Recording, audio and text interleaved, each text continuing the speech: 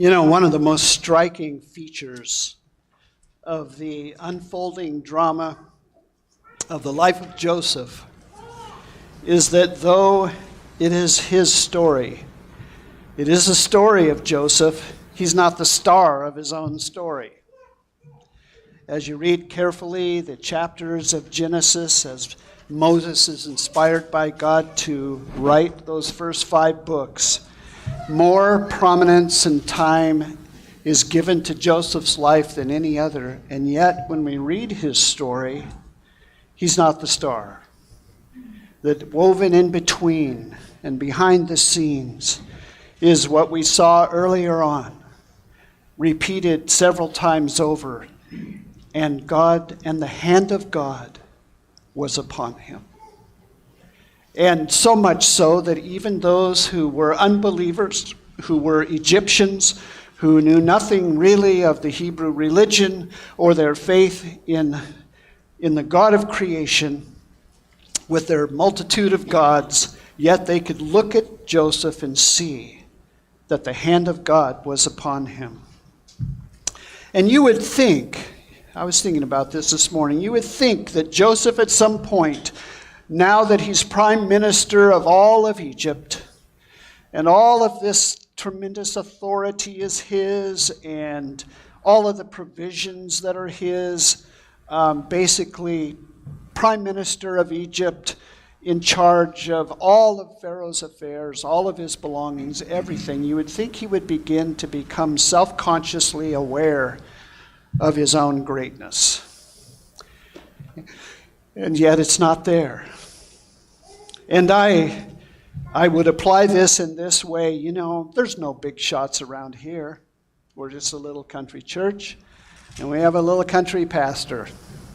He was going bald rather rapidly.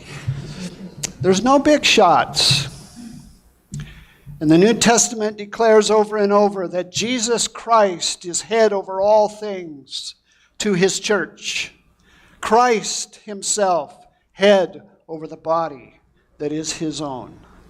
He's Lord of his church. He's shepherd of his flock. He is the great Savior of great sinners. Is he not? And so there's no place.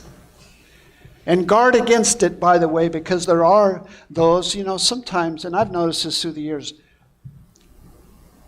and I've experienced it in my own life, that when I'm passionate about following God, the old authors used to call it beware of the noonday devil.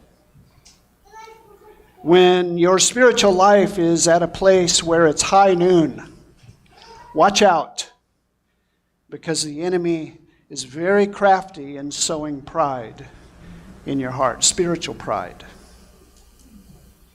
Why can't everybody else around here be as passionate about the Lord as me?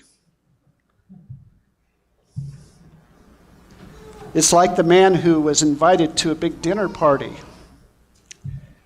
And he went to the dinner party and right away saw the big buffet of food. And he went over right away and made himself a sandwich.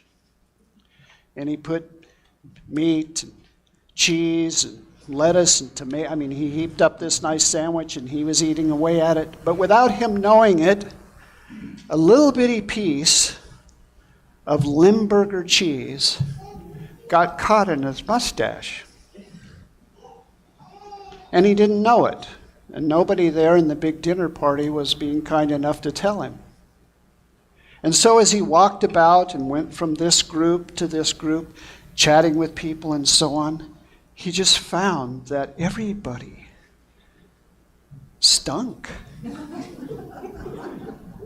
They all needed a shower or something badly. What is it with these people? Limburger cheese in his mustache. Beware of spiritual pride.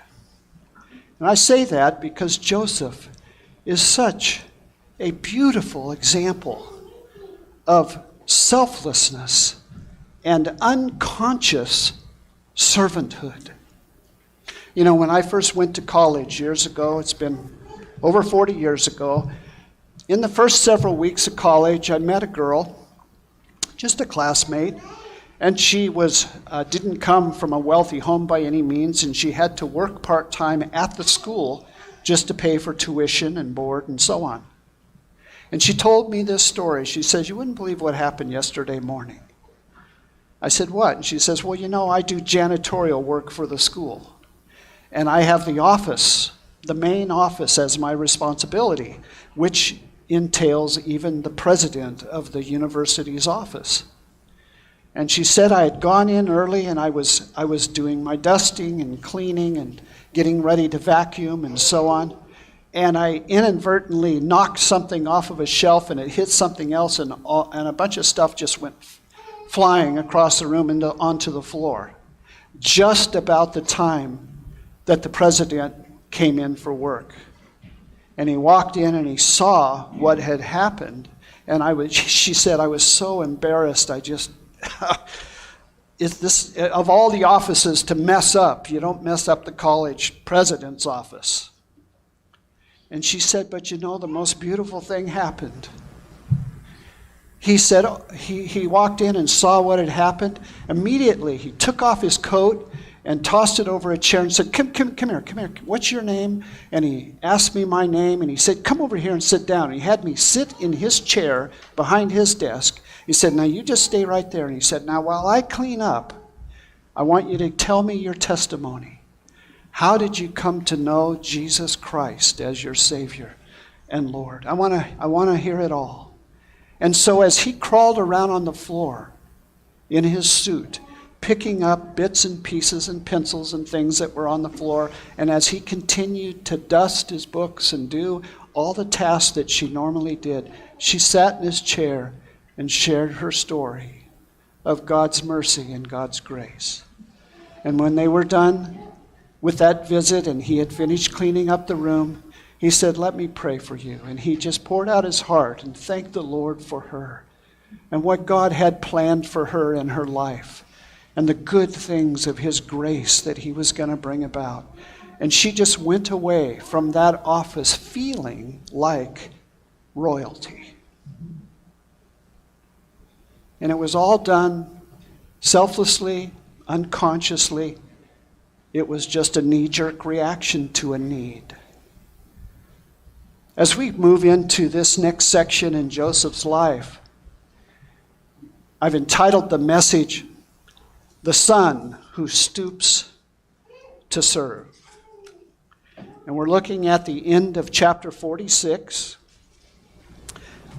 and on through chapter 47. And like we have been doing, because this is historic narrative, we're going to take chunks and work our way through. But I have 4 headings for today. But I want you to see Joseph in all of this power and authority and wealth and status that he has as prime minister, and yet the love of his heart and the concern of his heart for others just comes shining out. Now, the application of today's message should not be difficult for any of us. It's just implied, is it not? Didn't Jesus say, "The greatest among you shall be" what? Servant. Shall be a servant of all. Willing to throw your coat aside and crawl around the floor and make this young, frightened girl feel like royalty.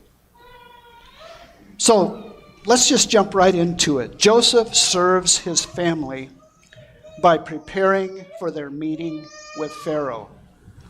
Look at chapter 46, beginning at verse 31. And we're leaving off where we left off last week, where Jacob the great, the aged patriarch, says to Joseph, "Now I can die, for I've seen your face, Joseph. My beloved son, you live." And that's how that message last week ended. So we're in verse 31. Let's look at it together. Joseph serves his family by preparing for their meeting with Pharaoh. And you could just imagine, these are nomadic herdsmen. And they're going to have to stand before the king, the Pharaoh of all of Egypt. They're going to have to stand in his royal presence. And so Joseph serves them by saying, hey, I've been here now well over 2 decades. I know Egyptian ways. And I know how and you should approach the Pharaoh and what you should say. And so he's prepping them, isn't he? We'll see this as we go. Verse 31. Joseph said to his brothers and to his father's household, I will go up and tell Pharaoh and will say to him, my brothers and my father's household who were in the land of Canaan have come to me. And the men are shepherds, for they have been keepers of livestock, and they have brought their flocks and their herds and all that they have. When Pharaoh calls you and says, what is your occupation? You shall say, your servants have been keepers of livestock from our youth even until now, both we and our fathers, that you may live in the land of Goshen, for every shepherd is loathsome to the Egyptians. 47 verse 1. Then Joseph went in and told Pharaoh and said, my father and my brothers and their flocks and their herds and all that they have come out of the land of Canaan, and behold, they are in the land of Goshen. He took five of the brothers from among the brothers, and he presented them to Pharaoh.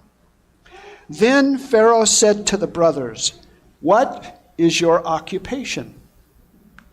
And so they said to Pharaoh, your servants are shepherds, both we and our fathers. They said to Pharaoh, we have come to sojourn in the land. Now that's an important statement. They did not say, we have come to move in and settle permanently. We're just sojourning because we are now entering the 3rd year of a famine that's supposed to last how many years?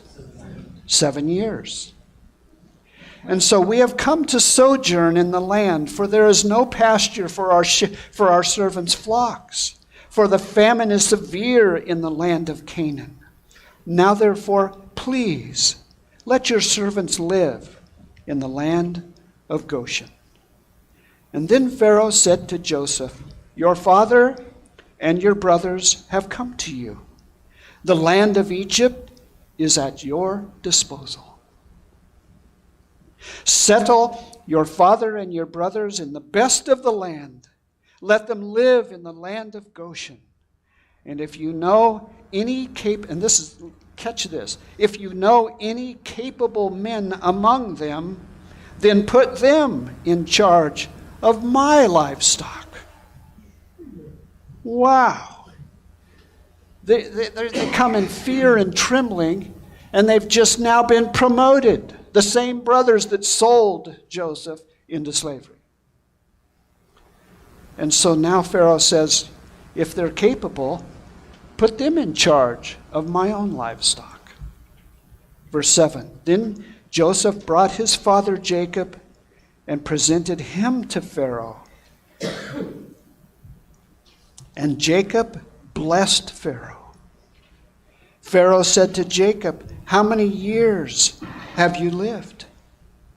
And so Jacob said to Pharaoh, the years of my sojourning, or another translation, the year of my pilgrimage.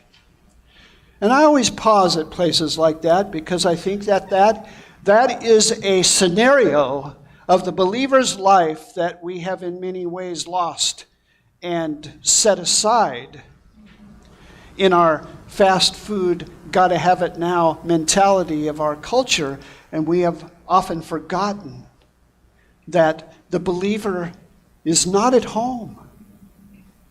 This can never be our home. That the scriptures tell us that Christ came to bring home many sons to glory. That our home is being prepared for us. We are just sojourners. We are pilgrims. And that idea of being a pilgrim is crucial to your mental, emotional, and spiritual health. Because if you don't have that, you put too much stock in this world that's at best temporary. And so, dear believer, we're to be transients. Godly transients that reflect that hope that we have in Christ. And so, he says in verse 8, Pharaoh said to Jacob, and by the way, it's kind of a beautiful scene, isn't it? The old patriarch Jacob. And you'd have to go back and trace Jacob's life, because it was a colorful life, was it not? But Jacob comes in and he's limping. Pharaoh doesn't know why he limps, does he? But he comes in limping. And what's the first thing that the old patriarch does? He blesses Pharaoh. There's something of dignity. There's something about Jacob, almost an otherworldliness about Jacob. Remember, he laid his head on a rock in his journey, fleeing from Esau. And there in the night, God opened the heavens before him, and a ladder that reached from heaven to earth was before him, and angels were descending and ascending, carrying out the purposes of God. And he woke and he said, oh my goodness, I had no idea. This is the very house of God. My life is lived before him, and I didn't know it. This is the Jacob who comes in, and he's not intimidated by this great Pharaoh. Why would he?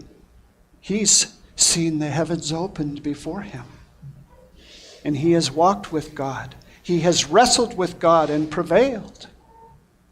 And so Jacob blesses Pharaoh.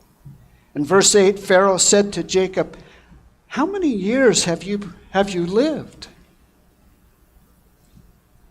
You're kind of an old codger, aren't you? How old are you?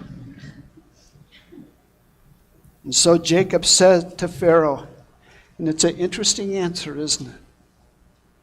The years of my sojourning are 130. Few and unpleasant have been the years of my life, nor have they attained the years that my fathers lived during the days of their sojourning.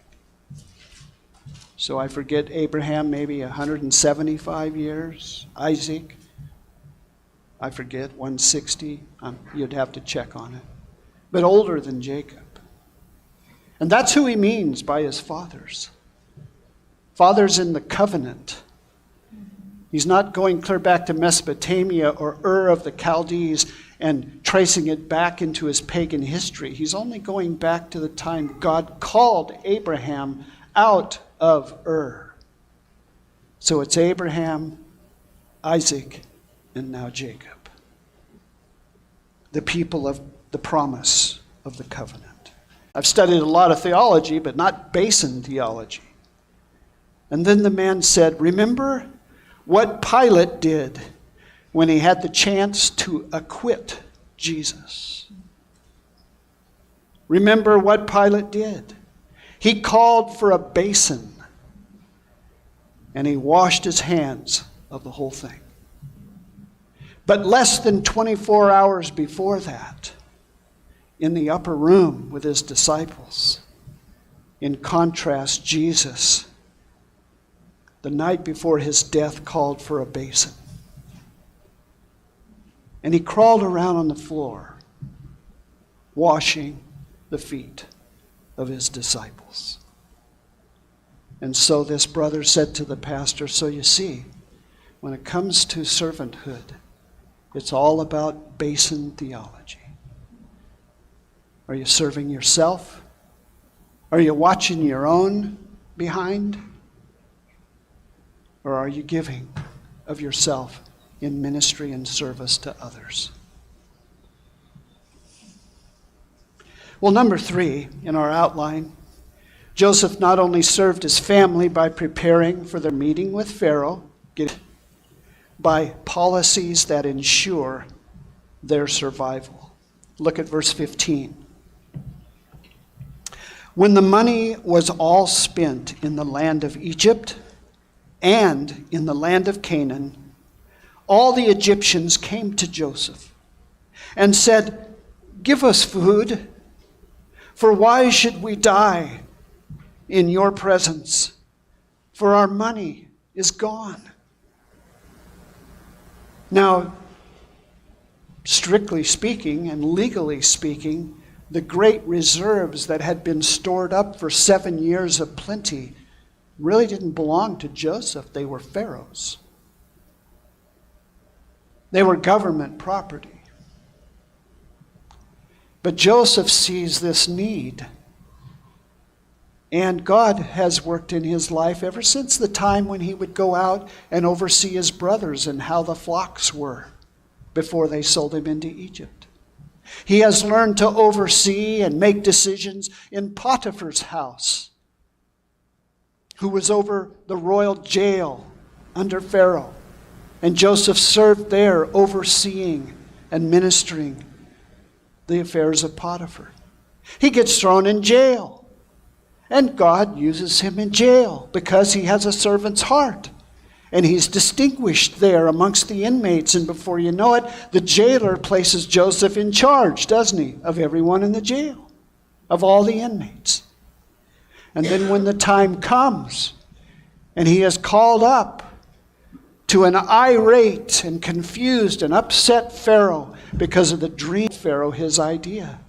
And it was so compelling that Pharaoh immediately promoted Joseph to a place of oversight and put him in responsibility for all of it. And now Joseph is in a situation where the people have come and said, "We have no money and we're starving. We and our little ones." And so there it says in verse 16, "Then Joseph said, 'Give up your livestock, and I will give you food for your livestock, since your money is gone.' And so they brought their livestock to Joseph, and Joseph gave them food in exchange for the horses and the flocks and the herds and the donkeys, and he fed them with food in exchange for all their livestock that year." So the third year was taken care of, and nobody went hungry, and everyone was cared for under the servanthood of Joseph. And now verse 18 says, "When that year was ended, they came to him the next year and said to him, 'We will not hide from my Lord that our money is all spent, and the cattle are my Lord's. There is nothing left for my Lord except our bodies and our property, our lands. Why should we die before your eyes, both we and our land? Buy us,' they ask. 'Would you buy us and our land for food? And we and our land will be slaves of Pharaoh. And so give us seed.'" And slaves is kind of a strong word. In some ways it could be tenant farmers. "So give us seed that we may live and not die, and that the land may not be desolate."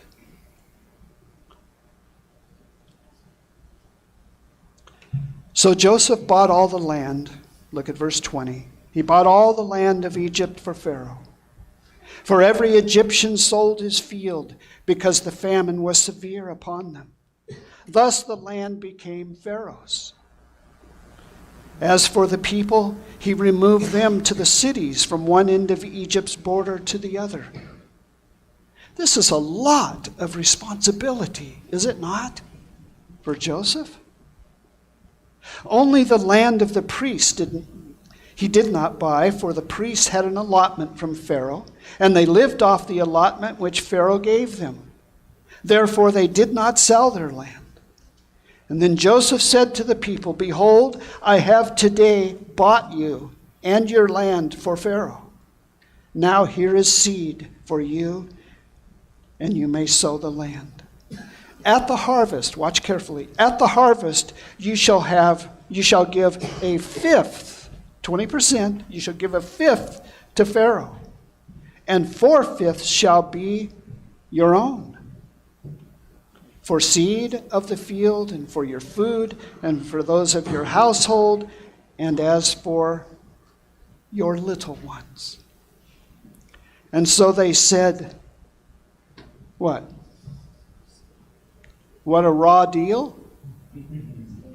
No, they're going to survive. And so they said, you have saved our lives. Let us find favor in the sight of my Lord, and we will be Pharaoh's slaves. And Joseph made it a statute, a policy, if you will, concerning the land of Egypt, valid to this day, as Moses is writing the book of Genesis. Valid to this day, that Pharaoh should have the fifth. Only the land of the priests did not become Pharaoh's. He didn't even have to hire 87,000 new IRS agents.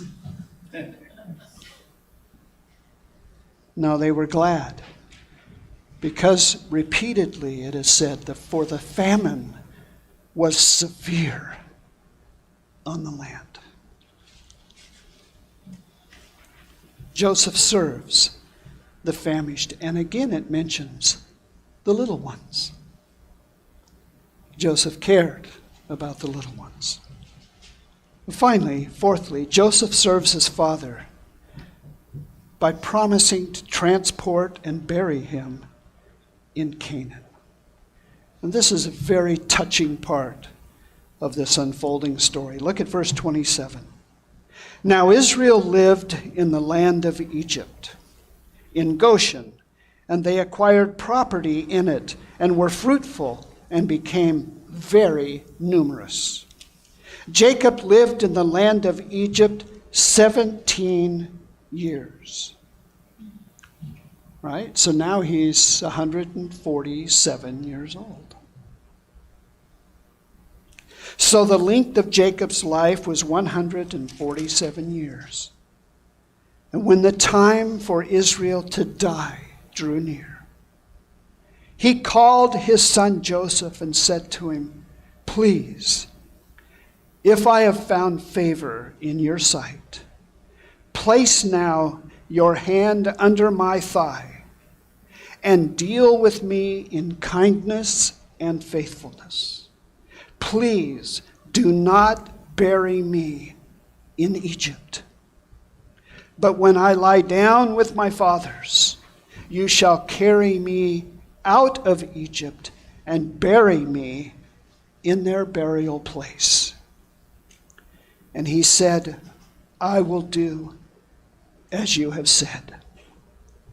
And he said, swear to me. Promise me, Joseph. And so he swore to him. Then Israel bowed in worship at the head of his bed. What's going on here?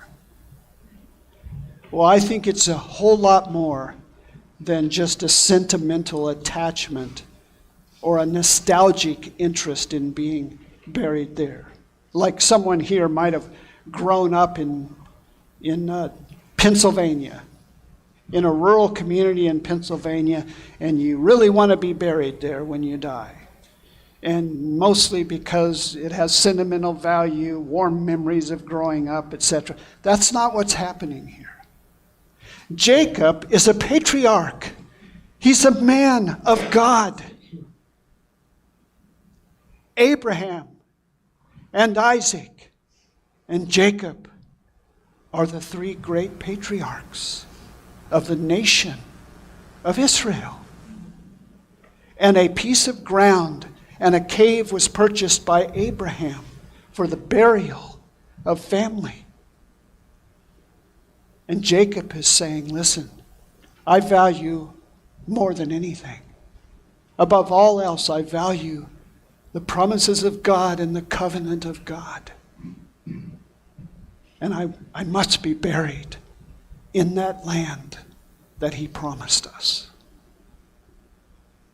And so Jacob gets Joseph to swear it and to agree.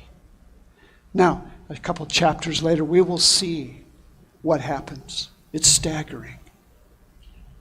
And when Jacob finally passes, there is an entourage that leaves Egypt that not only includes all of Israel's family, except for the little ones, but Pharaoh's family, Pharaoh's court, Pharaoh's servants, military officials. I mean, you would think it was the death of a president who lies in the rotunda where people come from all over. Jacob, this nomadic herdsman who had blessed Pharaoh, he's going to be one day transported back. And all of this is going to go. Chariots and horses and goods. And remember, it's about a 3-week journey. And it was a big deal for all those people to go. What kind of favor, what kind of grace had God showered upon the life of Joseph, that he would garner that kind of respect?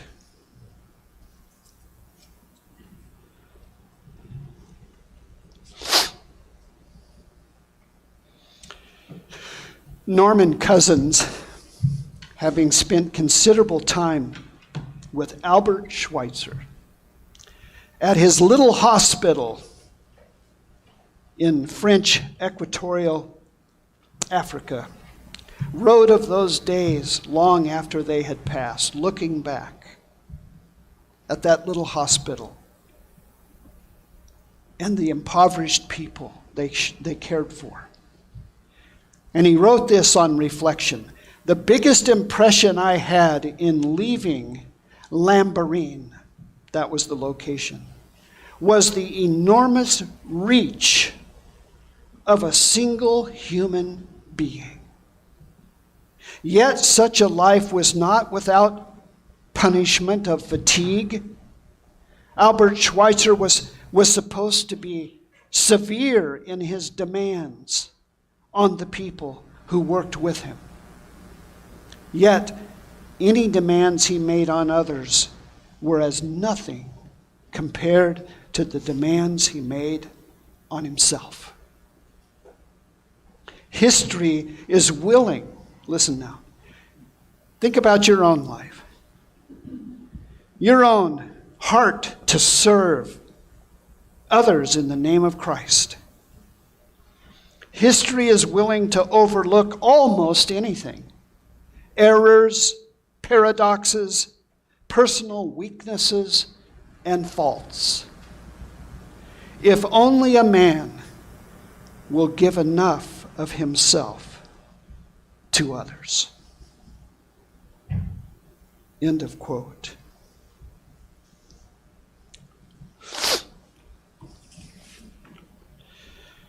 Emma Lent, in a book entitled Poems That Live Forever, caught my eye this week as I was thinking about this matter of being a servant to others. She wrote this. It's called Unawares. Stay with me now. They said, "The master is coming to honor the town today, and none can tell of what house or home the master will choose to stay." And I thought, while my heart beat wildly, what if he should come to mine? How would I strive to entertain and honor that guest divine? And straight I turned to toiling to make my home more neat. I swept and polished and garnished and decked it with blossoms sweet. I was troubled for fear the master might come ere my work was done. And I hasted and worked the faster and watched the hurrying sun. But right in the middle of my duties, a woman came to my door. She had come to tell her sorrows and my comfort and aid to implore. And I said, I cannot listen nor help you any today. I have greater things to attend to. And the pleader turned away. At last the day was ended, and my toil was over and done. My house was swept and garnished, and I watched in the dark alone. Watched, but no footfall sounded. No one paused at my gate. No one entered my cottage door. I could only pray and wait. I waited till night had deepened and the master had not come. He entered some other door, I said, and gladdened some other home. My labor had been nothing, and I bowed my head and I wept. My heart was sore with longing, yet in spite of it all, I slept. Then the master stood before me, and his face was grave and fair. 3 times today I came to your door, and I craved your pity and care. 3 times you sent me onward, unhelped, uncomforted, and the blessing you might have had was lost, and your chance to serve has fled. Oh, Lord, dear Lord, forgive me. How could I know it was thee? My very soul was shamed and bowed in the depths of humility. And he said, the sin is pardoned, but the blessing is lost to thee. For comforting not the least of mine, you have failed to comfort me.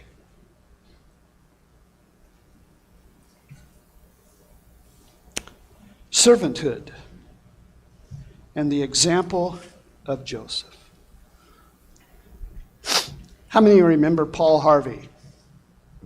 Remember that Paul Harvey, and sometimes what was it? One of them was called that he nicked himself with his razor, and then he ran with a mixture of blood and lather on his face and tripped and fell down the stairs. But he got to the phone just in time, and the voice on the other line said, for just 75 cents an issue, you can get a 1-year trial subscription.